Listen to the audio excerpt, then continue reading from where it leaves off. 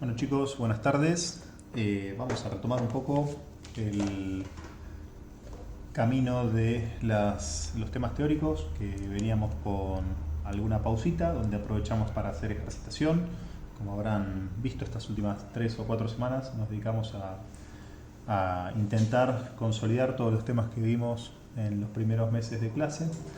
Y ahora vamos a retomar un poquito con el tema de funciones bilineales, que es un tema que ya lo hemos usado de una forma un poco indirecta. Vamos a tratar acá de poner un poquito más de marco teórico y prestar un poco más atención a los temas de las funciones transferencia.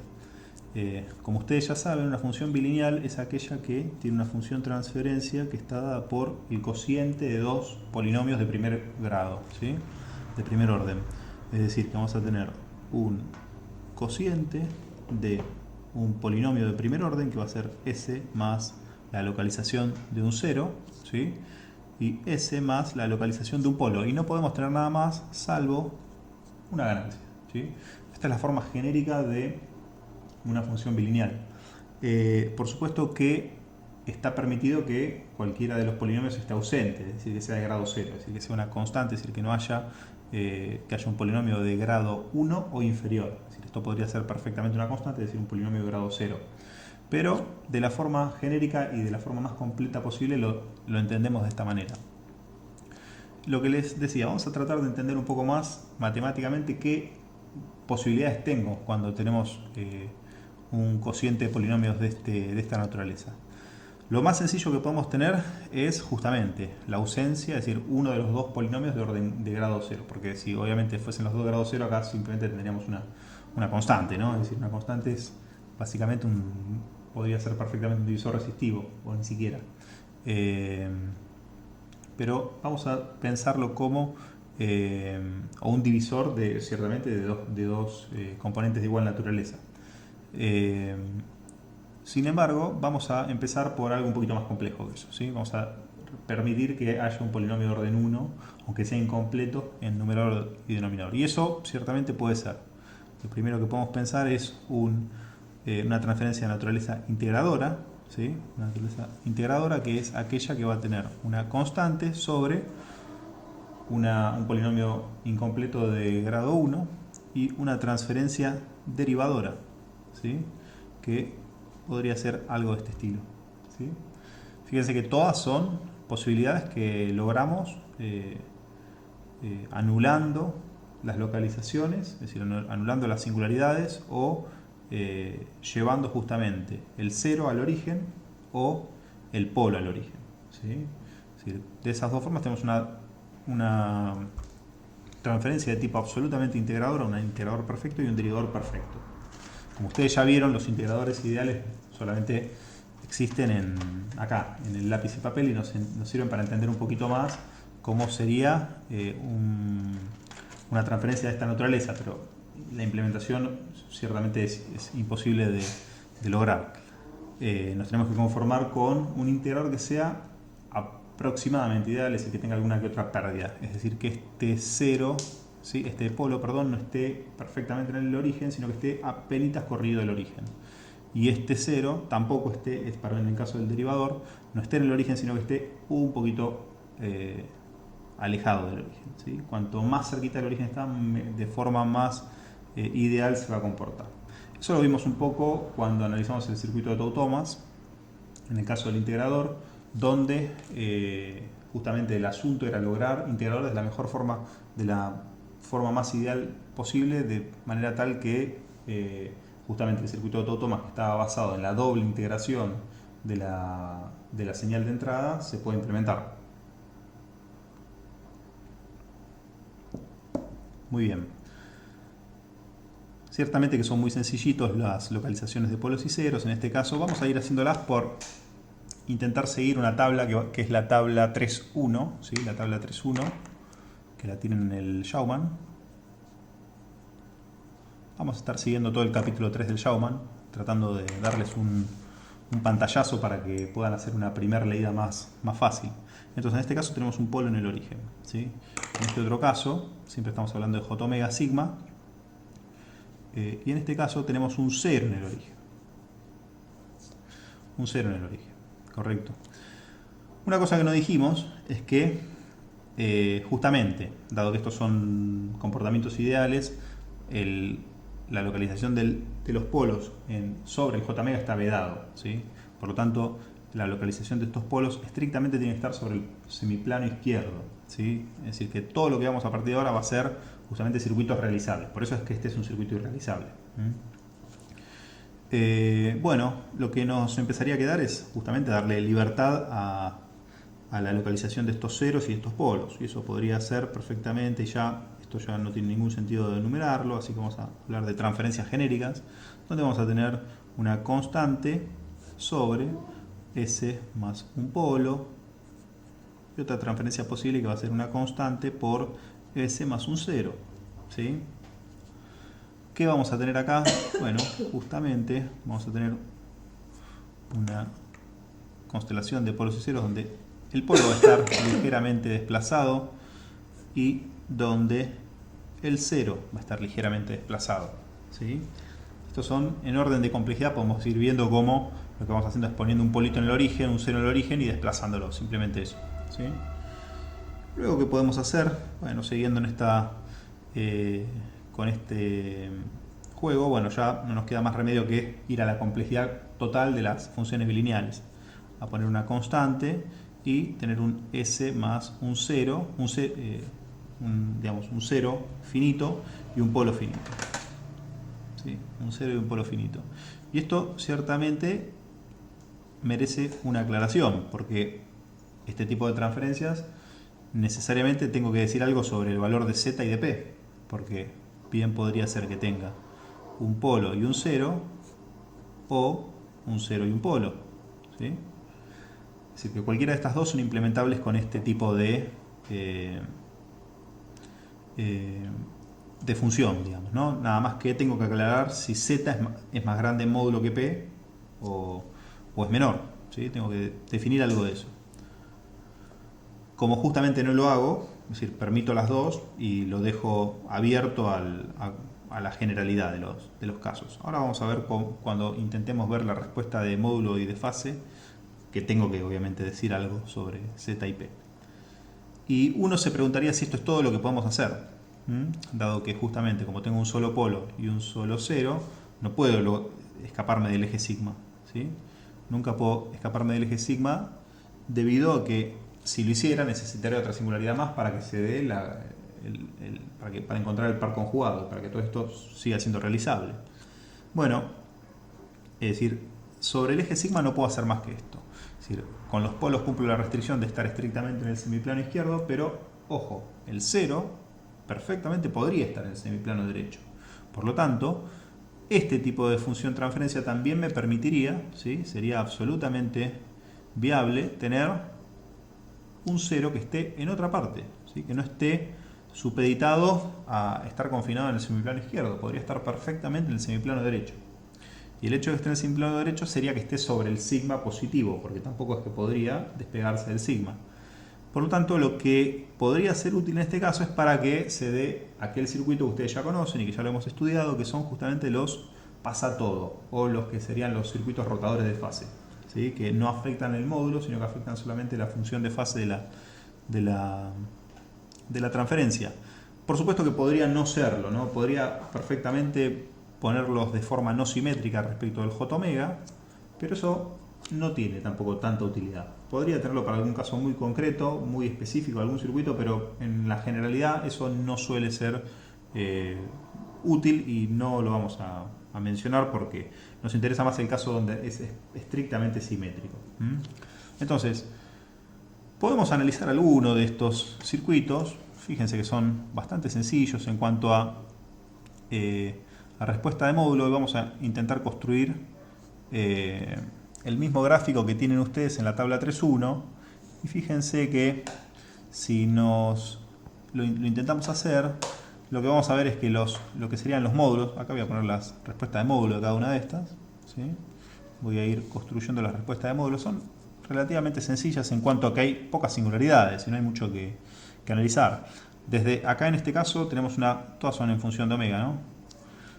Porque vamos a estar recorriendo el eje J omega. Entonces, en el origen, fíjense, asintóticamente nos acercamos a una transferencia que vale infinito, lo cual es una cuestión que ya hace ruido desde el vamos, es decir, esto no puede ser implementable teóricamente, no hay ningún circuito que justamente tenga una respuesta en frecuencia así. Por lo tanto, insisto, esto es un integrador de forma absolutamente teórica, ¿sí? Se tendría que tener un polo en el origen, cosa que es ya bastante complicada de implementar.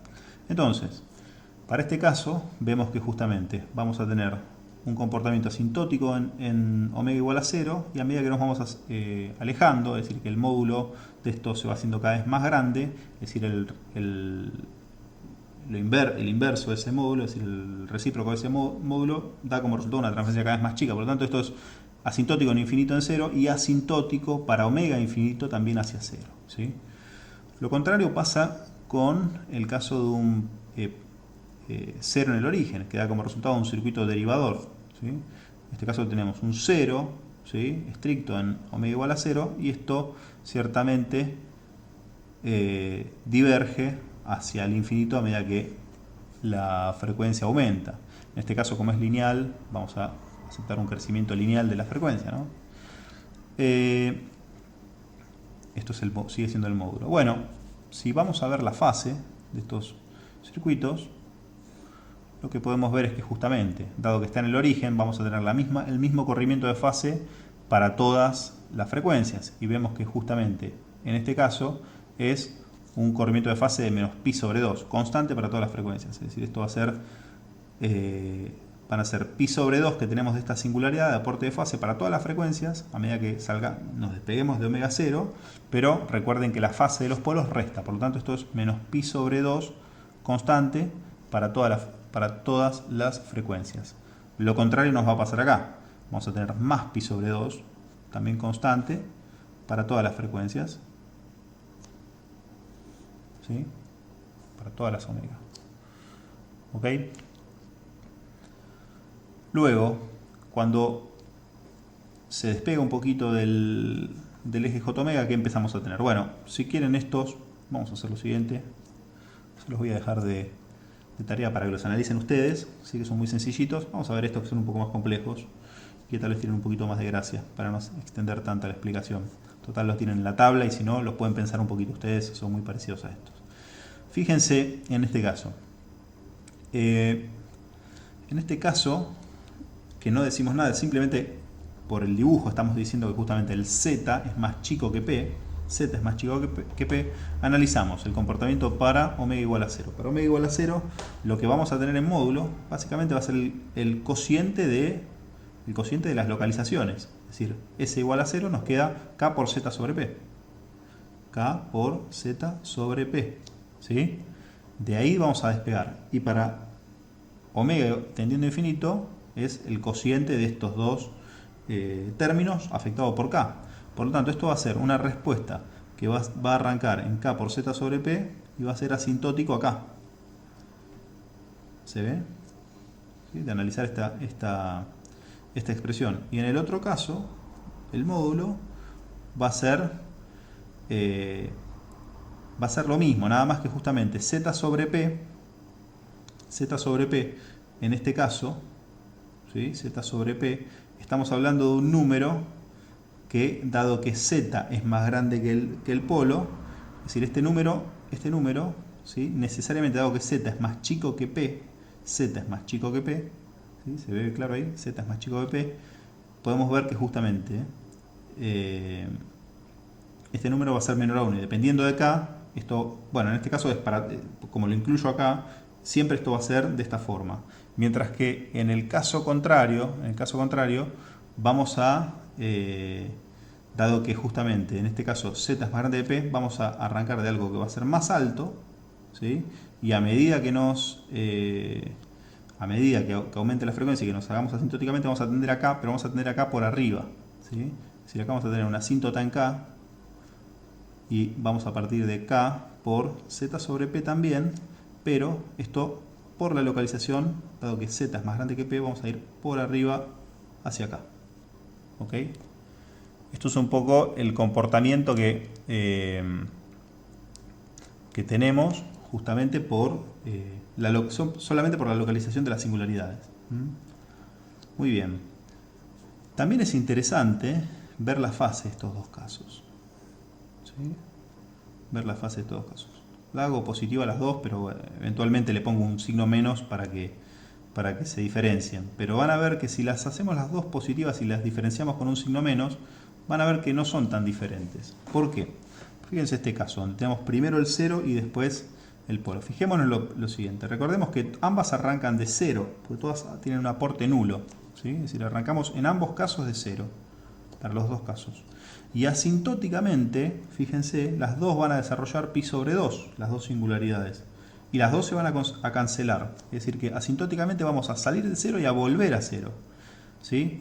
Es decir, que de alguna forma, en el medio, haremos un dibujo que va a ser posiblemente el mismo dependiendo de si una está primero u otra está después. Fíjense que la que está más cerca va a desarrollar fase más rápido.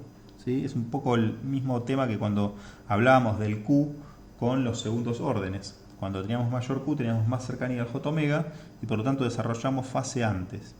Fíjense lo siguiente, lo que va a pasar acá. Entonces en este caso el 0 va a desarrollar fase antes y por lo tanto le va a ganar en el desenvolvimiento de fase al polo. ¿Y qué va a suceder?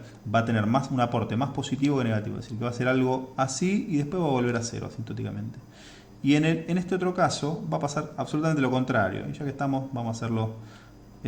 Va a pasar lo contrario, pero como le voy a poner el menos, la fase, y acá le voy a poner la fase nada más, el dibujo va a ser el mismo. Tal vez conviene hacerlo bien este dibujo, tachar este de acá, para no complicarlo. Bueno, acá lo volví a hacer mal, qué tonto. Y lo que tenemos que hacer acá es, dado que va a ser asintótico en 0, es pensarlo de esta forma. En este caso, para este caso, vamos a poner phi 1 y acá vamos a poner phi 2 cuando nos referimos a el caso 2, el caso 1. ¿Sí? En el caso 1, el 0 desarrolla fase más rápido, en el caso 2 el polo desarrolla fase más rápido. Por lo tanto, ¿qué sucede? El polo, de alguna forma, resta más fase antes que el 0. Entonces miren lo siguiente. Y qué interesante. Alguno estaría tentado, algún estudiante que haya prestado atención a los filtros de aproximación de fase, a la aproximación de Bessel, a pensar que justamente acá hay algo que hace mucho ruido en esta sección. ¿Por qué? A ver si alguno se anima a decirme cómo está relacionada esa parte con el retardo de grupo. Y ya que planteo esta pregunta, no la voy a contestar. La voy a dejar picando ahí para que alguno o la conteste en el foro o lo conteste acá abajo en los comentarios y me diga qué estaría pasando con el retardo de grupo en este ancho de banda. ¿Sí? ¿Qué estaría pasando? Bueno, eso se lo dejo ahí para que, o bien para que les surja la pregunta e intenten responderla, o para que vayan a la bibliografía y se enteren. Pero me gustaría que primero lo piensen un poco ustedes. ¿Sí? Muy bien. Y nos queda por último, bueno, ver el pasatodo, que como saben el pasatodo, ¿sí? No tiene ningún chiste en módulo, dado que es una transferencia constante para todas las frecuencias, dado que justamente como es simétrica del J omega, los aportes de módulo desde omega 0 hasta omega infinito son exactamente los mismos. Por lo tanto, esto tiene por definición, por simetría, la misma transferencia de módulo. Sin embargo, la fase del pasatodo sí que es interesante.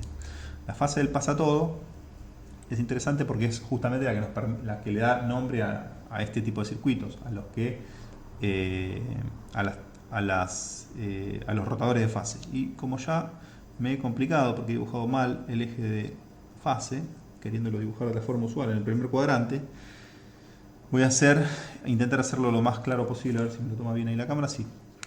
Entonces fíjense lo siguiente. Vamos a ver primero las asíntotas, ¿sí? Los puntos extremos del gráfico. Omega 0. Omega 0, fíjense que arrancamos ¿de dónde? Arrancamos de pi en el caso del 0 y arrancamos de 0 en el caso del polo. Es decir, que arrancamos de pi, ¿sí? De 180 grados. Entonces, como arrancamos de pi radianes, vamos a ver dónde vamos a terminar. Fíjense, el 0 va a desarrollar todo un decrecimiento de fase. Es decir, de pi va a decrecer hasta pi sobre 2. ¿Sí? Es decir, que en el extremo de omega infinito, el 0 va a aportar pi sobre 2. Mientras que el polo va a restar, ¿sí?, cada vez más fase, desde 0 hasta omega teniendo infinito, que va a restar, ¿cuánto? Pi sobre 2. Es decir, los pi sobre 2 que termina perdiendo el 0 los va a ir aportando el polo, de alguna manera. Y en total, ¿dónde va a ser asintótico esto? Va a ser asintótico ciertamente en pi sobre 2 menos, ¿sí?, pi sobre 2 del 0 menos pi sobre 2 del polo. Es decir, que voy a tener una cancelación de fase, voy a terminar en 0. Es decir, voy a empezar en 180 en pi y voy a terminar en 0. Por lo tanto, no había estado tan mal lo que había hecho yo, porque justamente, es decir, como empiezo en pi acá. Bueno, ojo, esto merece también algún comentario, también que ya lo hicimos en las aproximaciones de fase. Como arrancamos en pi, bien podríamos pensar que pi y menos pi es el mismo lugar geométrico, ¿sí? Y como terminamos en 0, estaría bueno decidir, bueno, si arrancamos en pi o en menos pi. ¿Cómo sabemos si arrancamos en pi o en menos pi si pi y menos pi es el mismo lugar? ¿Cómo sabemos si esto hace este desarrollo de fase, es decir, de menos pi hacia 0 o de pi hacia 0? Bueno, eso merece alguna consideración y tal vez pueda zanjarse rápido si recuerdan las discusiones de fase que teníamos en la aproximación de Bessel. Como justamente el retardo de grupo necesita pendientes negativas para que el retardo sea positivo, ¿sí? Me voy a quedar por una cuestión conceptual solamente con este desenvolvimiento de fase, ¿sí?, desde pi hasta 0, ¿ok? Desde pi hasta 0. Entonces, como voy desde pi hasta 0, recuerden que esto es una S, ¿sí?, que lo hice medio mal, y dependiendo del Q, esto va a ser cada vez más empinado. Y esto que tenemos acá, bueno, dependiendo del Q. Yo dependiendo del Q estoy con un circuito con una transferencia de segundo orden y me olvido que acá estamos en las bilineales. Acá no hay definido Q, así que ojo con eso, no hay ningún Q acá. Acá esto está mal. Es decir, es una u otra, es la que corresponde. Vamos a tacharlo y vamos a dibujarlo de nuevo bien, ¿sí?, ya sin la disquisición del pi a 0 o del menos pi a 0, porque ya sabemos que es de pi a 0. Entonces empezamos en pi, para la fase empezamos en pi y terminamos asintóticamente en 0. Y esta función es una sola, debido a que acá, justamente como no hay Q, no va a haber más empinamiento. Esto que comenté acá es absolutamente erróneo, esto vale solamente para los segundos órdenes. Muy bien, entonces, respecto a las formas matemáticas no voy a decir nada más. Y esto lo tienen muy bonito y muy bien graficado en la tabla 3.1, como les digo acá.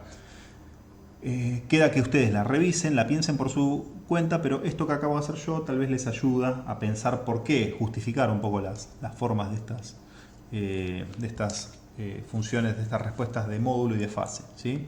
Bien, vamos ahora a pasar a algo un poco más interesante para los fines de esta asignatura, que es un poco la implementación de estas funciones, ¿no? Porque esto está muy bien como funciones matemáticas, pero a nosotros lo que nos va a interesar es armar circuitos que respondan a estas funciones transferencias. Entonces, vamos a empezar por las implementaciones pasivas.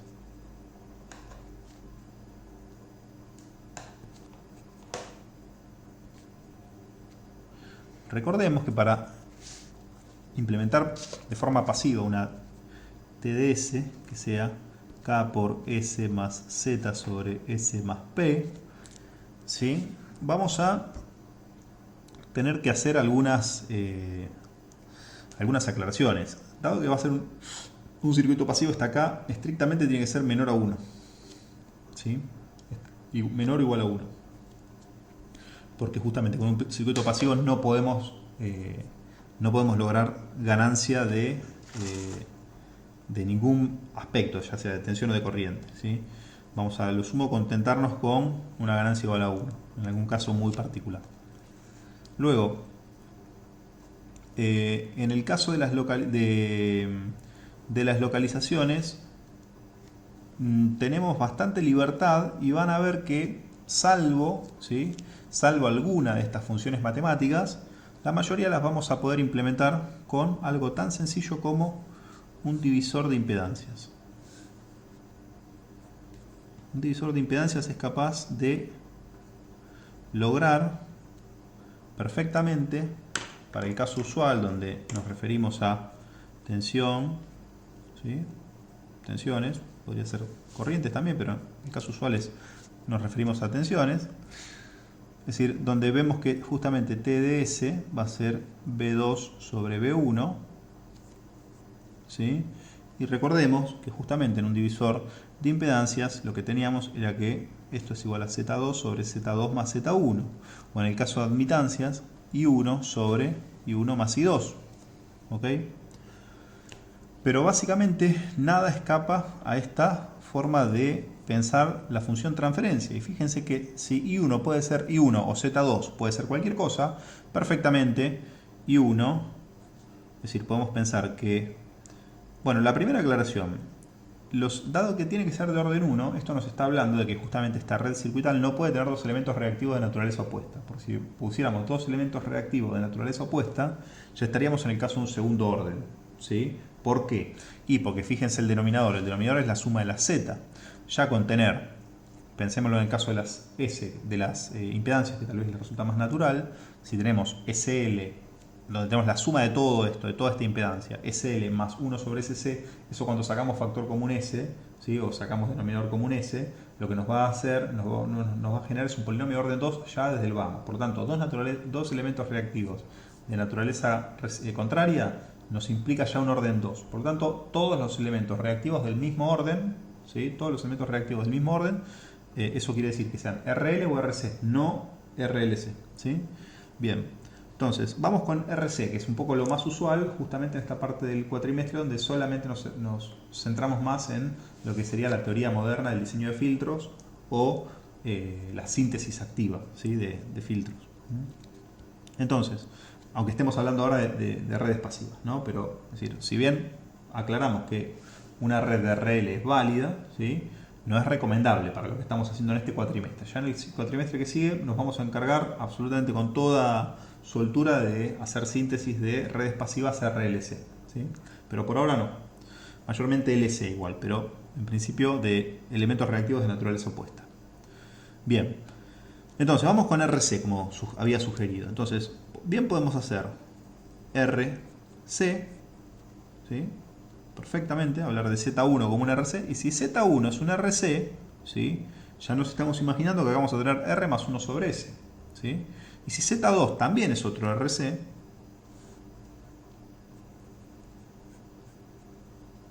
lo mismo tengo acá. Y seguramente, es decir, con más o con menos complejidad, acá voy a poder perfectamente llegar a una forma de S más P. Y como consecuencia, ¿sí? De esto que tengo acá también, dado que justamente acá tengo en Z2, también tengo R más 1 sobre S, cuando ordeno un poco algebraicamente eso, seguro llego a una forma de este estilo, con este tipo de circuitos. ¿Sí? Ahora lo vamos a hacer. Y con esto también dejo abierta esta posibilidad de cambiar un poco el ordenamiento de la red. ¿Sí? Si cambio apenas el ordenamiento de la red y armo algo de este estilo, perfectamente también son válidas las conclusiones que había hecho recién. Basta con que justamente llamemos a esto R1, C1, C2, R2 y nos tiremos a analizar. ¿Por qué planteamos estas dos alternativas de divisor? Y ciertamente porque en algunos casos una es más útil que la otra. Fíjense, en este caso es más útil ir por este lado, ¿sí? Dado que tengo acá más naturalmente un divisor de impedancias, mientras que acá tengo más claramente un divisor de admitancias. Eso depende justamente de saber elegir las funciones matemáticas que más me favorezcan el análisis. Entonces, en este caso dijimos que TDS, ¿qué va a ser? Va a ser R2 más 1 sobre SC2 sobre R2 más 1 sobre SC2 más R1 más 1 sobre SC1. ¿Correcto? Mientras que acá, ¿qué voy a tener? Si llamamos esto de la misma forma, si lo quieren lo podemos llamar R1 o G1, mejor dicho, para hablar ya de lo que es G1, C1, G2, C2.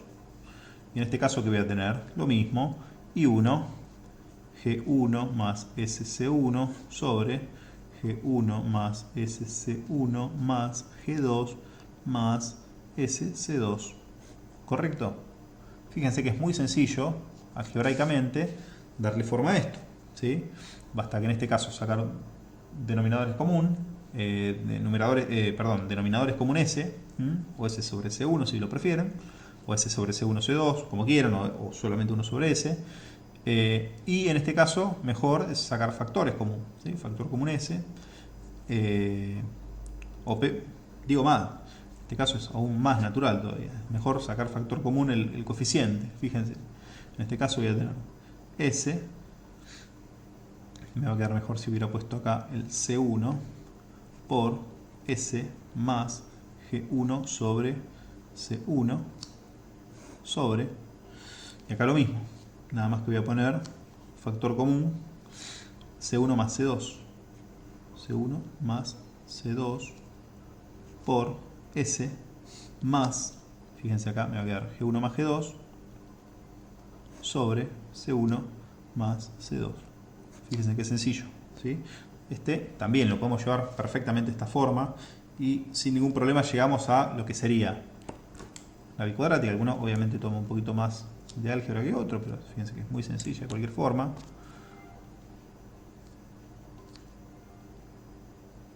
Fíjense qué sencillito que queda esto y siempre vamos a esta forma, ¿sí? Perfectamente, siempre vamos a esta forma. Con los valores de G1, C1, ciertamente vamos a poder lograr todo este juego que teníamos acá arriba, ¿sí? De poner antes la localización de un cero de un polo, ¿sí? Pero fíjense que algo que no vamos a poder hacer con este tipo de circuitos, ¿sí? Algo que no vamos a poder hacer nunca con este tipo de circuitos es esto. Esto no lo vamos a poder hacer nunca, es decir, hacer que justamente la TDS sea K por S menos Z sobre S más Z, entiéndase Z como el valor, el mismo valor de anclaje de un polo y cero, no quiere decir que esto sea un cero, sino que es el mismo valor. Eso no lo vamos a poder hacer nunca, fíjense. ¿Por qué? Porque hacer eso, en este caso, por ejemplo, en esta implementación, que es muy parecida a esta, hasta con que ustedes la trabajen para llegar a algo de esta forma, fíjense que nunca vamos a poder que G1 sobre C1, dado que G1 y C1 son números enteramente positivos, nunca jamás vamos a poder hacer que G1 y C1 sean un término negativo, es decir, que meta un 0 en el semiplano derecho. Para eso necesitamos otra red, no nos va a servir un divisor, ¿sí? Por lo tanto,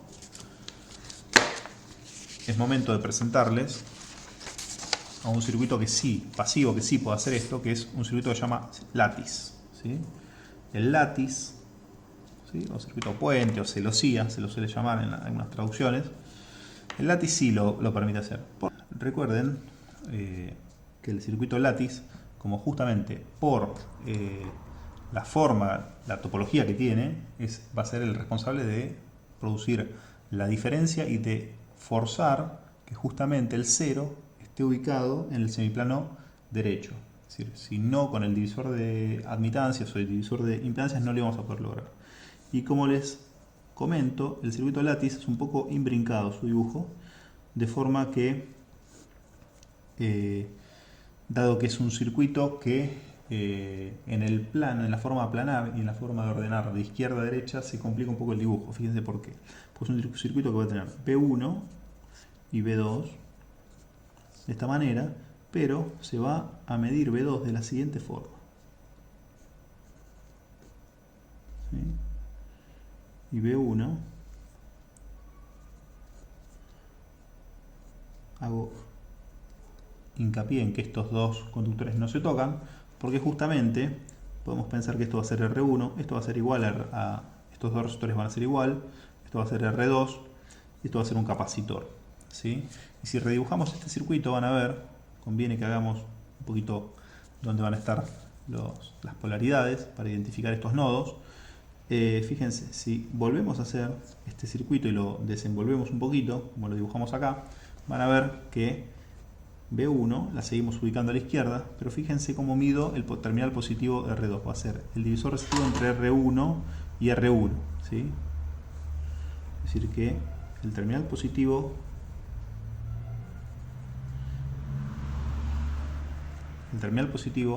de B2 lo capturo del divisor de R1 con R1, mientras que el terminal negativo lo saco ¿de dónde? De otro divisor resistivo, ¿sí? Pero en este caso de un capacitor y R2, ¿sí? Entonces de esta forma formo B2 de esta manera. Fíjense que esta forma de dibujarlo, si bien es más clara, no es práctica en el sentido de que si yo quiero cascadear varias de estas estructuras, una a continuación de la otra, porque implicaría que vaya redibujando circuitos cada vez más pequeñitos acá en el medio. Entonces se lo suele reescribir de esta manera. Una vez que uno se habitúa, como vamos a usarlo mucho en TC2, van a ver que apenas vean que hay algo ahí medio cruzado, van a entender que eso es un látiz y no van a tener problemas. ¿Cómo calculamos la transferencia de este látiz para ver que efectivamente se comporta de esta manera?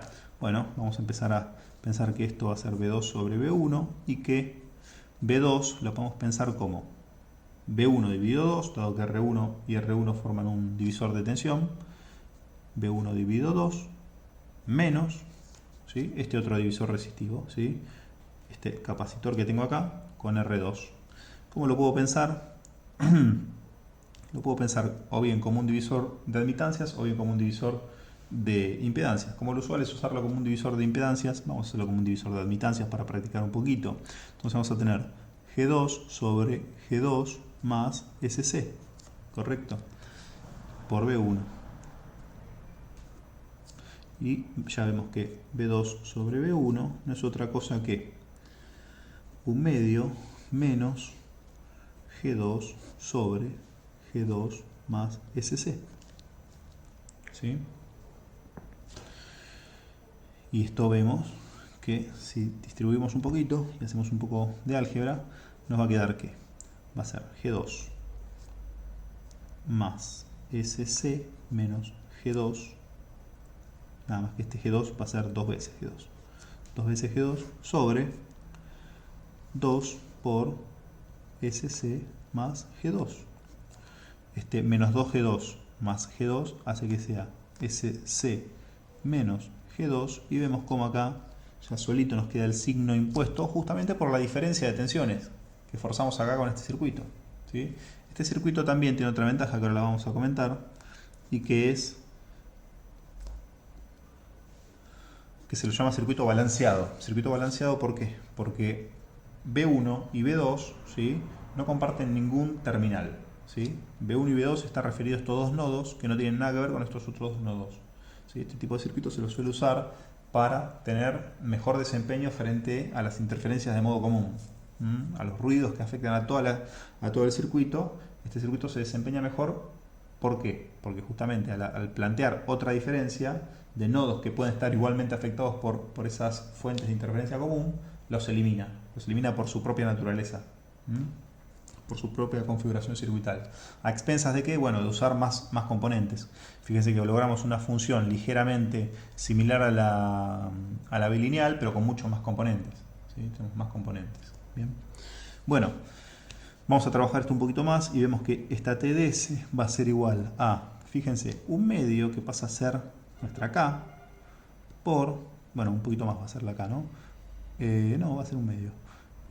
Por S menos G2 sobre C sobre S más G2 sobre C. Entonces fíjense cómo tanto el 0 como el polo están fijos en la misma localización y como está acá, ¿sí?, es estrictamente menor a 1, como habíamos anticipado cuando analizamos este tipo de bilineales pasivas. Bueno, el circuito látiz es un circuito muy útil, por esto que les acabo de comentar antes. Bien, vamos a continuar ahora, ¿sí?, con las implementaciones, pero con las implementaciones activas, que muchas veces son importantísimas.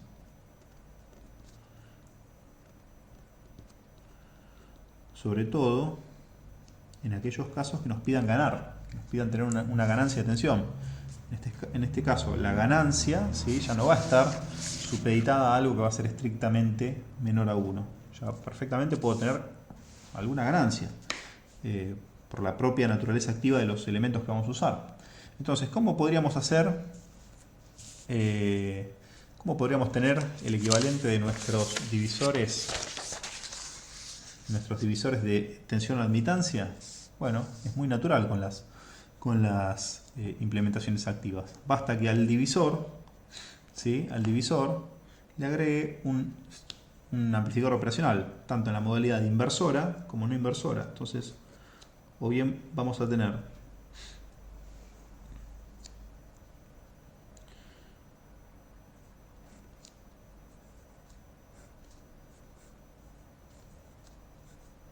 nuestro nuevo divisor Z1, Z2. Ustedes ya saben que la B1, B2 se mide de esta forma y que la TDS de este tipo de estructuras va a ser menos, ¿sí?, Z2 sobre Z1, ¿sí? Mientras que si no, también podríamos tener nuestras implementaciones no inversoras, ¿no? Nuestras implementaciones no inversoras son muy similares a las inversoras, nada más que vamos a entrar por la pata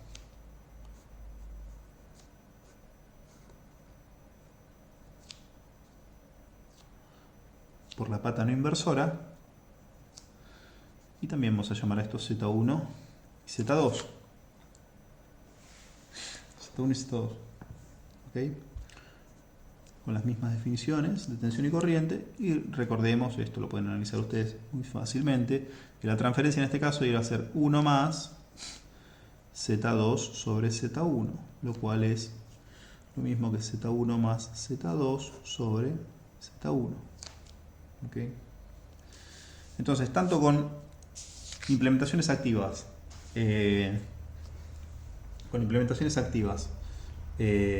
inversoras o no inversoras, ya vimos que perfectamente podemos armar una transferencia bilineal como esta, ¿sí?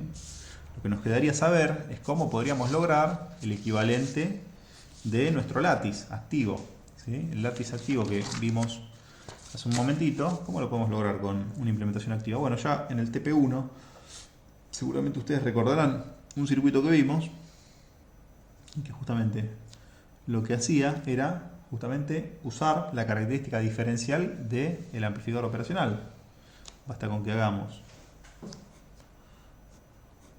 uso de la característica diferencial para que tengamos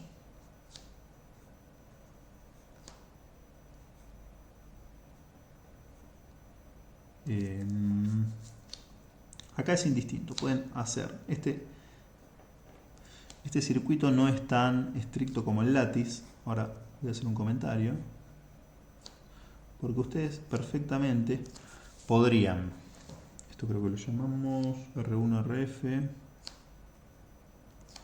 esto lo llamamos RA, sí, RA y C. Y en este caso la transferencia de este circuito va a ser justamente muy parecida a la del látiz, nada más que vamos a tener la constante, y en este caso vamos a tener la constante, y este circuito va a ser un circuito inversor. Y ahora voy a hacer un comentario sobre esto.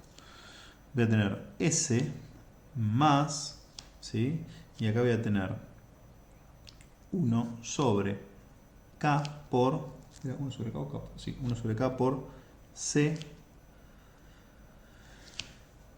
por RA, sí, C por RA, me acuerdo bien.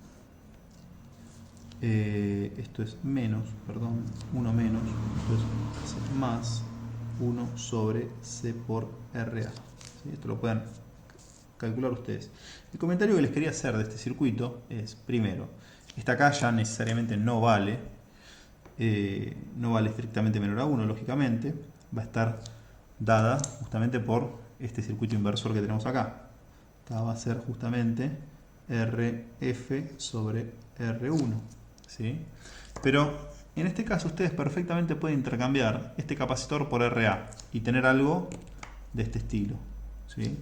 Si voy a redibujar solamente esa parte, pueden tener acá un capacitor acá, C, una resistencia acá a masa, y esto a la pata no inversora, ¿sí? Esto en el Showman creo que lo llaman RG. ¿Qué lograrían con esta otra configuración? Lo que lograrían, ¿sí? Dado que justamente, si se fijan, esto es una especie de pasabajo de B1, ¿sí? Es decir, estarían restando un pasabajo, una señal resultante pasabajo. En el otro caso estarían restando una señal resultante pasalto. Y fíjense que justamente una u otra lo que tienen es un tema con las fases. Y lo que estarían logrando es cambiarle esta naturaleza inversora a la transferencia. Pero el látiz se sigue comportando como tal. Les dejo también la duda de que analicen qué pasa si justamente cambian, en este caso, la naturaleza. En este caso, si cambian C por R, si el látiz se sigue comportando como tal. Un poco para que valoren eso y para que algún día, si tienen que implementar alguno de estos en algún ejercicio, tengan claro cuál tienen que usar. ¿Sí? Les dejo esos comentarios para que trabajen un poco por su cuenta. Y fíjense que hasta ahora lo que vimos es de forma absolutamente completa cómo lograr una transferencia bilineal y cómo llevarlo a una red, a una implementación concreta, ¿sí? A una implementación tanto pasiva como activa. Fíjense que no es muy complicado, dado que justamente estamos frente a las transferencias más sencillas que vamos a analizar, pero recorrimos todo el espectro de posibilidades. Bueno, en lo que vamos a continuar del tema de transferencias bilineales y bicuadráticas, vamos a continuar ahora con las transferencias bicuadráticas, que obviamente, como tenemos más posibilidades en las funciones matemáticas, también van a ser un poquito más complicadas.